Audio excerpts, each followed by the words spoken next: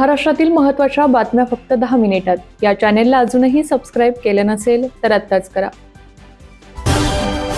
दैवी शक्ती असल्याचा दावा करून अनेक महिलांचे लैंगिक शोषण केल्याचा आरोप असलेल्या नाशिकमधील विकृत भोंदूबाबा अशोक खरात याला कोणत्याही परिस्थितीत सोडले जाणार नाही, त्याच्यावर कठोर कारवाई होईल असे आश्वासन मुख्यमंत्री देवेंद्र फडणवीस यांनी दिले आहे. अशोक खरात प्रकरण हे अत्यंत गंभीर आहे. आम्हीच गुप्त माहितीच्या आधारे या प्रकरणाचा भांडाफोड केला असे मुख्यमंत्री देवेंद्र फडणवीस यांनी विधानसभेत म्हटले आहे.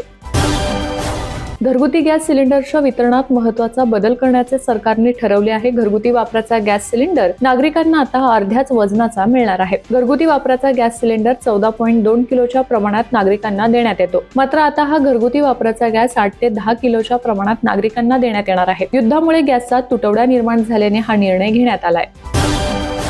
पॅन कार्ड काढण्याच्या प्रक्रियेत महत्त्वाचा बदल करण्यात आला आहे. पॅन कार्ड काढण्याचे नियम 1 एप्रिल पासून बदलणार आहेत. पॅन कार्डसाठी अर्ज करताना फक्त आधार कार्ड नव्हे तर अर्जदाराची ओळख आणि जन्म संबंधित कागदपत्रे जोडावी लागणार आहेत. आतापर्यंत फक्त आधार कार्ड पुरावा दाखवून पॅन कार्ड काढता येत होते. आता फक्त आधार कार्ड नव्हे तर त्यासोबत जन्म प्रमाणपत्र, मतदार ओळखपत्र, पासपोर्ट, वाहन चालनाचा पुरावा, 10वीचे प्रमाणपत्र यासह इतर कागदपत्रे जोडणे आता बंधनकारक करण्यात येणार आहे. राज्यातील हॉटेल, धाबे, उपहारगृहे तसेच औद्योगिक कॅन्टीन आणि अन्न प्रक्रिया दुग्ध व्यवसाय क्षेत्रासाठी दिलासादायक निर्णय घेण्यात आला असून केंद्र शासनाच्या निर्देशानुसार 20% अतिरिक्त व्यापारी एलपीजी पुरवठा करण्यात येणार असल्याची माहिती राज्याचे अन्न, नागरी पुरवठा व ग्राहक संरक्षण मंत्री छगन भुजबळ यांनी दिली आहे. दरम्यान या निर्णयामुळे व्यापारी एलपीजीच्या तुटवड्यामुळे अडचणीत आलेल्या हॉटेल आणि उपहारगृह व्यावसायिकांना मोठा दिलासा मिळणार आहे. राज्याच्या राजकारणातून एक दुःखद बातमी समोर आली असून भाजपचे ज्येष्ठ नेते, माजी मंत्री, प्रख्यात शिक्षण तज्ज्ञ आणि समाजसेवक दत्ता मेघे यांचे निधन झाले आहे. ते 89 वर्षांचे होते. नागपूर येथे त्यांनी अखेरचा श्वास घेतला. त्यांच्या निधनामुळे विदर्भासह संपूर्ण महाराष्ट्राच्या राजकीय, शैक्षणिक आणि सामाजिक क्षेत्रात शोककळा पसरली आहे. विविध राजकीय पक्षांचे नेते, सामाजिक कार्यकर्ते आणि नागरिकांकडून त्यांना श्रद्धांजली अर्पण करण्यात येत आहे. मुख्यमंत्री देवेंद्र फडणवीस यांनी देखील दत्ता मेघे यांना श्रद्धांजली अर्पण केली आहे.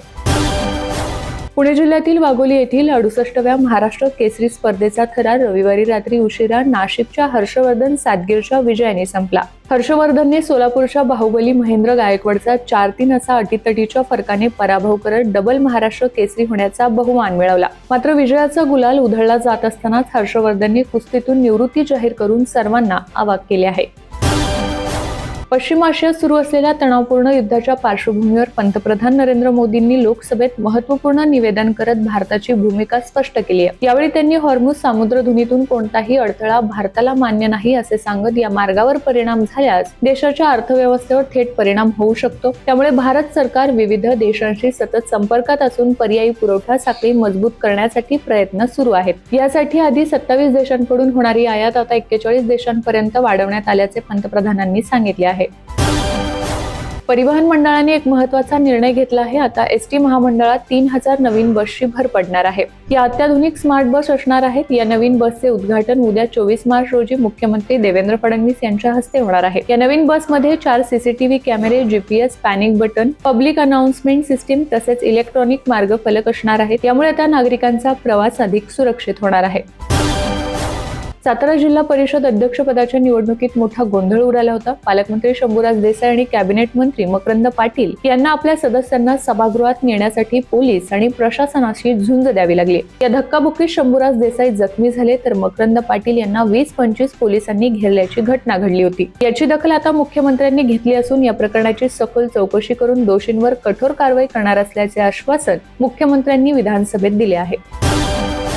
औद्योगिक क्षेत्राला पीएनजीचा पुरवठा करण्यासाठी गॅस कंपन्यांनी युद्ध पातळीवर त्रुटी दूर कराव्यात. जिल्हाधिकारी व एमआयडीसीच्या प्रादेशिक अधिकाऱ्यांनी यामध्ये समन्वय निर्माण करावा अशी सूचना पालकमंत्री राधाकृष्ण विखे पाटील यांनी उद्योजकांना बैठकीत दिल्या आहेत. गॅस टंचाईमुळे उत्पादन बंद राहिल्यास त्याचा परिणाम कामगारांवर झाल्यास सवलती देण्याचा प्रस्ताव आपण मुख्यमंत्र्यांकडे मांडू असे आश्वासनही त्यांनी या बैठकीत दिले आहे. सुरक्षित शहरांसाठी सीसीटीव्हीचे जाळे मजबूत करून प्रभावी सुरक्षा कवच निर्माण करण्याचे निर्देश मुख्यमंत्र्यांनी दिले आहेत. माहिती व तंत्रज्ञान विभागाने गृह नगरविकास विभागाच्या समन्वयातून सीसीटीव्ही यंत्रणेच्या प्रभावी उपयोगासाठी शहरांमधील खासगी सीसीटीव्ही डेटाचा गुन्हे तपासासाठी उपयोग करणे आणि शूटिंग बुद्धिमत्तेवर आधारित सीसीटीव्ही यंत्रणा निर्माण करण्यासाठी महामंडळाची निर्मिती करावी अशा सूचनाही मुख्यमंत्र्यांनी दिल्या आहेत.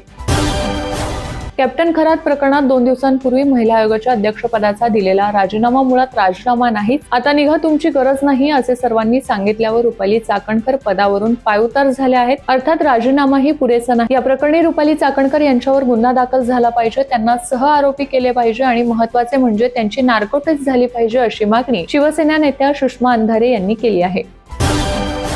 युद्धानंतर भारत आणि इतर देशांमध्ये 24 तास हेल्पलाईन सुरू करण्यात आल्या आहेत. या हेल्पलाईन आवश्यक माहिती पुरवत आहेत आणि सूचना देखील जारी करत आहेत. या संकटाच्या काळात आपल्या लोकांची सुरक्षा हे आमचे सर्वोच्च प्राधान्य राहिले आहे. संकट काळातही 3,75,000 भारतीय सुखरूप देशात परतले आहेत, अशी माहिती पंतप्रधान मोदींनी दिली आहे. राज्यात गेल्या काही दिवसांपासून हवामानात सतत बदल होताना दिसत आहेत. मार्च महिना संपत आलेला असतानाही पाऊस काही जाण्याचे नाव घेत नाहीये. सतत अवकाळी पाऊस हजेरी लावताना दिसत आहे. त्यामध्येच आता पुन्हा एकदा भारतीय हवामान विभागाकडून पावसाचा मोठा इशारा देण्यात आलाय. राज्यात अवकाळी पावसाचे सावट कायम आहे. मराठवाडा, दक्षिण मध्य महाराष्ट्र या भागात आजही अवकाळी पाऊस हजेरी लावण्याची शक्यता आहे. यासोबतच राज्यातील इतर भागात उन्हाचा चटका अधिक तीव्र होणार आहे. सांगली, सातारा, धाराशिव, लातूर, सोलापूर या भागात पावसाचा इशारा देण्यात आला असून शेतकऱ्यांना शेतमालाची काळजी घेण्याचे आवाहन करण्यात आले आहे. महाराष्ट्र आणि मध्य प्रदेशातील जनतेसाठी महत्त्वपूर्ण ठरणारा मात्र काही वर्षांपासून रखडलेल्या मनमाड-इंदोर रेल्वे मार्गाच्या कामाला गती मिळण्यास सुरुवात झाली असून रेल्वे प्रशासनाने जमीन अधिग्रहण प्रक्रिया सुरू केली आहे.